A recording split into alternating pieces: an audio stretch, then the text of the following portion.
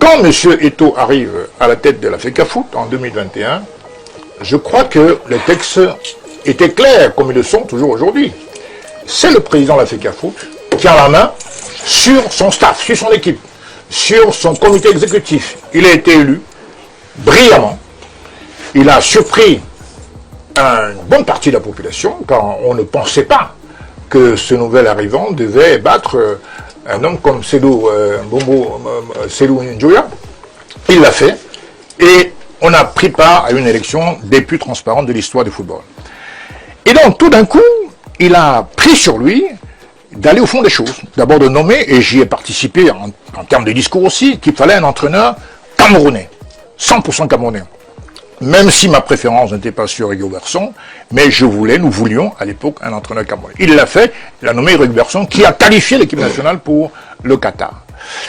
Après, tout d'un coup, comme y a fait allusion Soulé, on est parti chercher un éducateur policier en Belgique pour venir l'imposer à l'équipe nationale, qui n'avait pas les qualités de contrôler, d'entraîner une nation de football comme le Cameroun.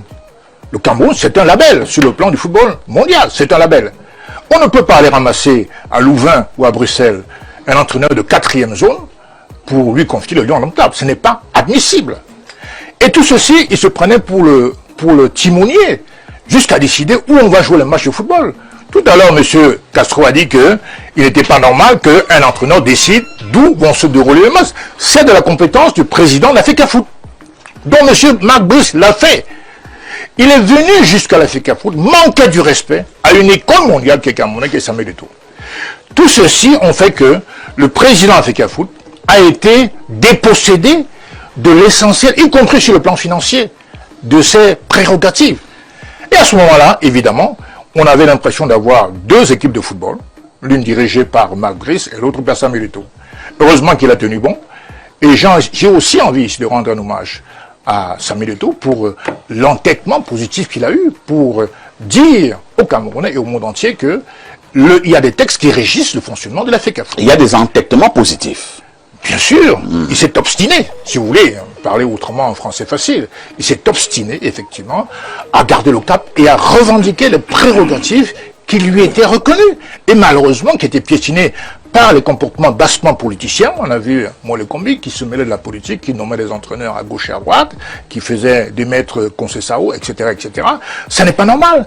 Quand on met en place un organigramme, une structure de football, ils sont encadrés par des textes. On va chuter. Et c'est ce que Samuel Eto'o revendiquait. Et malheureusement, ça a créé une cacophonie incroyable au sein des Lions, au point qu'on a vu des joueurs, avant un match, lire une lettre, mal écrite d'ailleurs. Effectivement, ce comportement jetait de l'opprobre, effectivement, sur l'harmonie qui doit régner au sein des Lions indomptables. C'est la raison pour laquelle je continue de penser que Samuel Eto'o, il lui faut un deuxième mandat, il l'a eu, il lui faut un troisième et même un quatrième mandat. Parce que président à vie dans la FECAFOOT. J'ai pas dit à vie, parce qu'il a d'autres ambitions, je pense. Je pense qu'il mériterait la CAF dans un premier temps, et ensuite, pourquoi pas la FIFA. Je suis fier d'être africain et camerounais. Je pense qu'il faut porter notre icône. Il a le mérite, il a les qualités, et je crois qu'il doit d'abord, ici au sein de notre nation, notre chère nation camerounaise, que d'aucuns veulent dévoyer, et il a encore beaucoup, effectivement, de choses à nous apporter.